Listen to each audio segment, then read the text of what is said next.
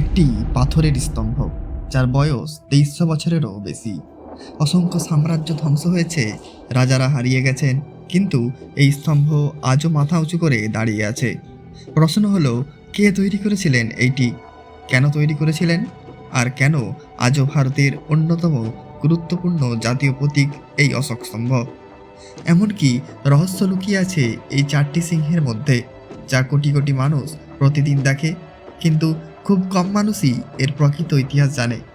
আজকের ভিডিওতে আমরা জানব অশোক স্তম্ভের সম্পূর্ণ ইতিহাস, সম্রাট অশোকের জীবন, কলিঙ্গ যুদ্ধের পর তার আমূল পরিবর্তন, এবং কিভাবে এই স্তম্ভ মানব সভ্যতার শান্তি, ন্যায় ও ধর্মের এক অমর প্রতীক হয়ে উঠল।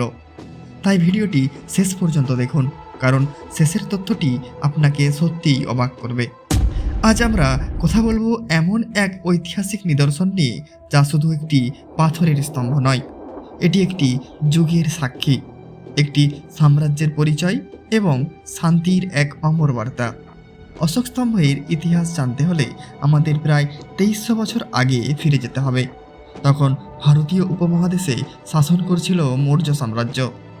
এই সাম্রাজ্যের প্রতিষ্ঠাতা ছিলেন চন্দ্রগুপ্ত মৌর্য, তার উত্তরসূরি ছিলেন বিন্দুসার, আর বিন্দুসারের পুত্র ছিলেন সম্রাট অশোক।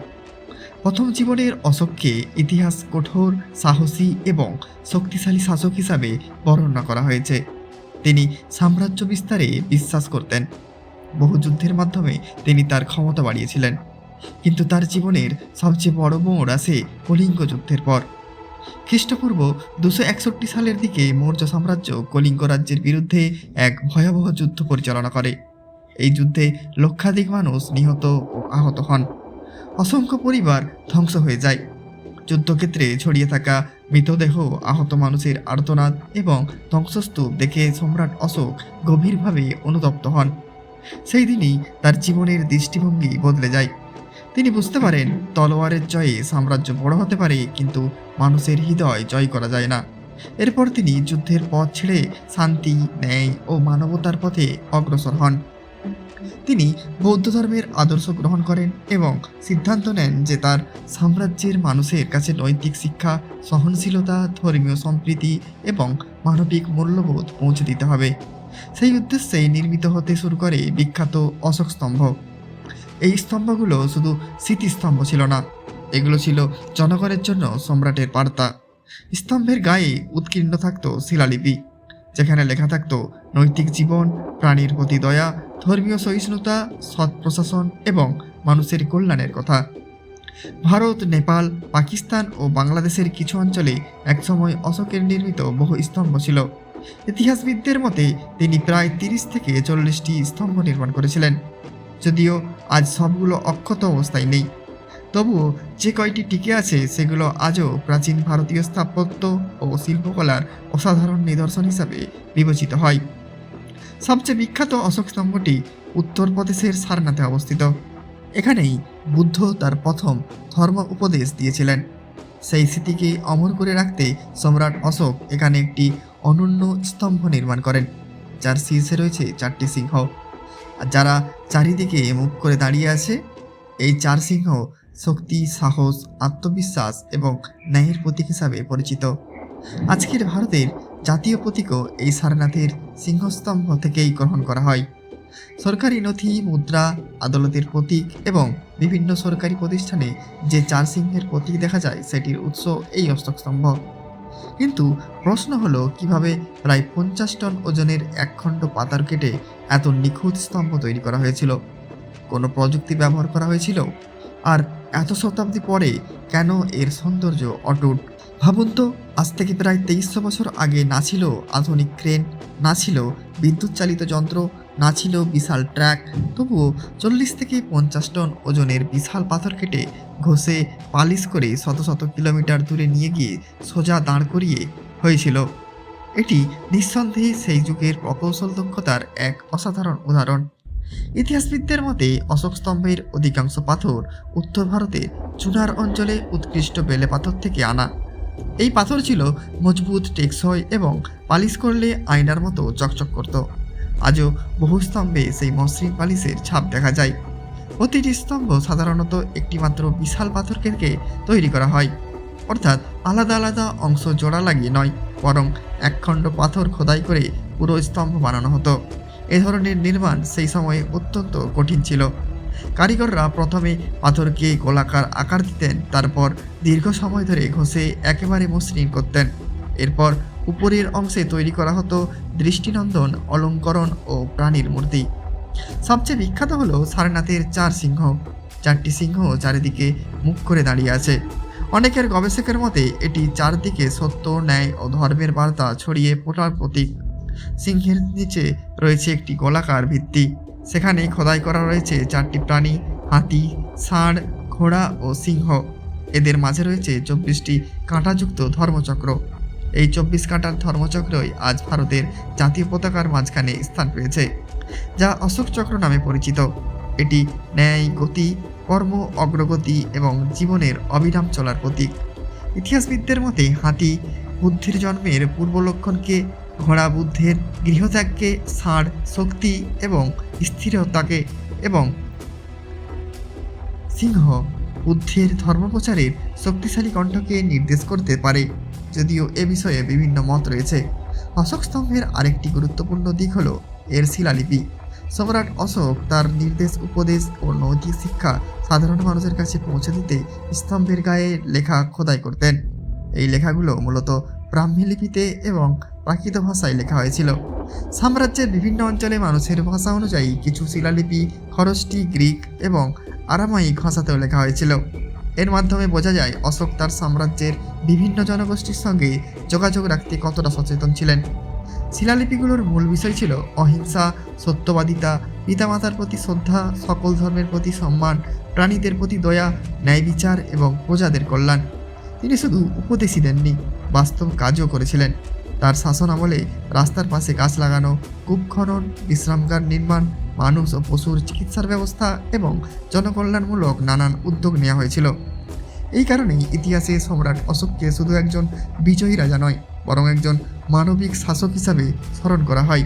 কিন্তু একটি প্রশ্ন আজও বহু মানুষের মনে জাগে: এত শতাব্দী ধরে ভূমিকম্প, ঝড়, যুদ্ধ এবং আক্রমণের পরও কিভাবে কিছু অশোক স্তম্ভ টিকে রইল, আর কিভাবে শতাব্দীর পর শতাব্দী মাটির নিচে চাপা পড়ে থাকার পর আবারও এগুলো বিশ্বের সামনে ফিরে এলো।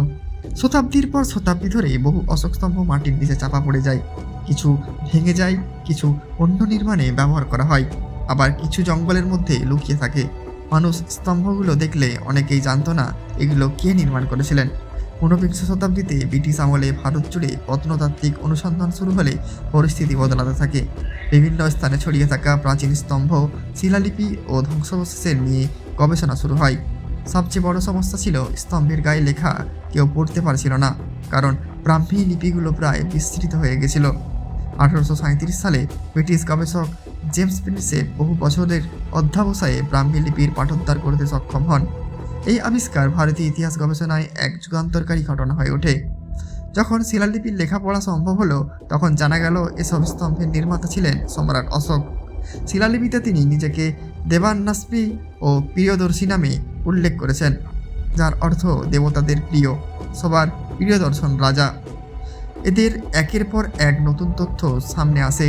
জানা যায় অশোক শুধু একজন সম্রাট ছিলেন না, তিনি নৈতিক শাসন, ধর্মীয় সহিষ্ণুতা এবং মানব কল্যাণকে রাষ্ট্রনীতির অংশ করেছিলেন। ভারতের বিভিন্ন স্থানে আজও অশোক স্তম্ভের নিদর্শন দেখা যায়। সারনাথ, সাঁচি, লোহরিয়া, নন্দনগড়, লৌরিয়া, আরবাজ, রামপুরভা, বৈশালী, প্রয়াগরাজ, দিল্লি সহ বহু স্থানে একই চিহ্ন সংরক্ষিত আছে। প্রতিটি স্তম্ভই ইতিহাসের এক একটি জীবন্ত দলিল। এর মধ্যে সবচেয়ে বিখ্যাত হল সারনাথের সিংহস্তম্ভ। 4টি সিংহ পিঠে পিঠ মিলিয়ে চারিদিকে তাকিয়ে আছে। নিচে ধর্মচক্র ও বিভিন্ন প্রাণীর অলঙ্করণ। শিল্পকলার দিক থেকে এটিকে বিশ্বের অন্যতম শ্রেষ্ঠ পাথর খোদাই শিল্পকর্ম হিসাবে ধরা হয়। ভারত স্বাধীনতা হওয়ার পর নতুন রাষ্ট্রের জন্য এমন একটি প্রতীক প্রয়োজন ছিল, যা শক্তি, ন্যায়, ঐতিহ্য ও মানবতার বার্তা বহন করবে। সেই কারণেই 1950 সালের 26শে জানুয়ারি সারনাথের সিংহস্তম্ভকে ভারতের জাতীয় প্রতীক হিসাবে গ্রহণ করা হয়। আজ সরকারি দপ্তর, আদালত, সংসদ, পাসপোর্ট, মুদ্রা এবং অসংখ্য সরকারি নথিতে যে 4 সিংহের প্রতীক দেখা যায়, তার উৎস এই অশোক স্তম্ভ। জাতীয় প্রতীকের নিচে লেখা থাকে সংস্কৃত ভাষার বিখ্যাত বাক্য সত্যমেব জয়তে, যার অর্থ সত্যেরই জয় হয়। এই বাণী এসেছে মুন্ডক উপনিষদ থেকে এবং এটি সত্য ও ন্যায়ের আদর্শকে তুলে ধরে। অশোক স্তম্ভ শুধু একটি দেশের প্রতীক নয়, এটি এমন এক শাসকের স্মৃতি যিনি যুদ্ধের ভয়াবহতা দেখে শান্তিকে বেছে নিয়েছেন।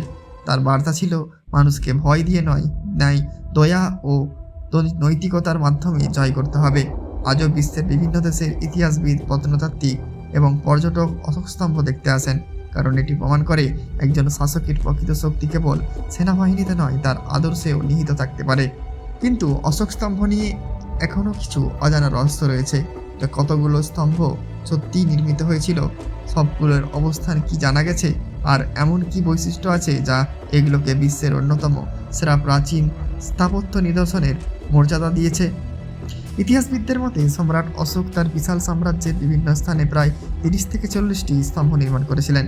তবে সময়ের প্রবাহে অনেক স্তম্ভ ধ্বংস হয়ে যায়, কিন্তু ভেঙে টুকরো টুকরো হয়েছে, আবার কিছু মাটির নিচে চাপা পড়ে গেছে। তাই প্রত্নতাত্ত্বিক গবেষণা আজও চলমান। অশোক স্তম্ভের সবচেয়ে বিস্ময়কর দিকগুলোর একটি হলো এর পালিশ। এত শতাব্দী পরেও অনেক স্তম্ভের গায়ে এমন মসৃণ উজ্জ্বলতা দেখা যায়, যা আধুনিক প্রযুক্তি ছাড়াই কিভাবে সম্ভব হয়েছিল তা নিয়ে গবেষণা এখনও চলছে। যদিও গবেষকদের ধারণা বিশেষ ধরনের ঘরমশা ও পালিশের কৌশল ব্যবহার করা হয়েছে। আরেকটি গুরুত্বপূর্ণ বিষয় হলো অশোক তার শিলালিপিতে কোনো ধর্মকে জোর করে চাপিয়ে দেওয়ার কথা বলেননি, বরং তিনি বিভিন্ন ধর্মের মানুষের প্রতি সম্মান, সহনশীলতা, নৈতিক জীবন, সত্যবাদিতা, প্রাণীর প্রতি দয়া এবং প্রজাদের কল্যাণের উপর জোর দিয়েছিলেন। এই দৃষ্টিভঙ্গি তাকে তার সময়ের অনেক শাসক থেকে আলাদা করে তুলেছে। অশোক স্তম্ভ আমাদের আরও একটি শিক্ষা দেয়, একজন মানুষের জীবন বদলাতে পারে। কলিঙ্গ যুদ্ধের আগেই অশোক ছিলেন বিজয়ের নেশায় মত্ত এক সম্রাট, কিন্তু যুদ্ধের ভয়াবহতা তাকে বদলে দেয়। তিনি বুঝেছিলেন রক্তপাত সাময়িক জয় আনতে পারে, কিন্তু স্থায়ী শান্তি এনে দিতে পারে না। এই উপলব্ধি তাকে ইতিহাসের অন্যতম মানবিক শাসকে পরিণত করে। বিশ্বের বহু বিশ্ববিদ্যালয়, জাদুঘর এবং গবেষণা প্রতিষ্ঠানে অশোকের শাসন ব্যবস্থা, শিলালিপি ও স্তম্ভ দিয়ে আজও গবেষণা করা হয়। এগুলো শুধু প্রাচীন ভারতের নয়, সমগ্র মানব সভ্যতার মূল্যবান। বন্ধুরা, ইতিহাসে কেবল অতীতের গল্প নয়, এটি ভবিষ্যতের পথও দেখায়। অশোক স্তম্ভ আমাদের শেখায় প্রকৃত শিক্ষা ধ্বংসে নয়, সৃষ্টি ও মানব কল্যাণে। একজন শাসকের সর্বশ্রেষ্ঠ বিজয় তখনই যখন তিনি মানুষের হৃদয়ে স্থান করে নিতে পারেন। হয়তো তাই প্রায় 2300 বছর পরেও সম্রাট অশোকের প্রাসাদ নেই, সেনাবাহিনী নেই, সাম্রাজ্য নেই, কিন্তু তার রেখে যাওয়া পাথরের স্তম্ভ আজও দাঁড়িয়ে আছে, শান্তি, ন্যায়, সহানুভূতিতা এবং মানবতা ও এক চিরন্তন প্রতীক হয়ে। আপনার যদি ইতিহাসভিত্তিক এমন ভিডিও ভালো লাগে তাহলে ভিডিওটি লাইক করুন, আপনার মতামত কমেন্টে জানান এবং ইতিহাসের আরও অজানা কাহিনী জানতে আমাদের চ্যানেলটি সাবস্ক্রাইব করুন। পাশে থাকা বেল আইকনটি অন করে রাখুন। পরবর্তী ভিডিওতে আমরা আবারও ইতিহাসের আরেকটি বিস্ময়কর অধ্যায় নিয়ে হাজির হব।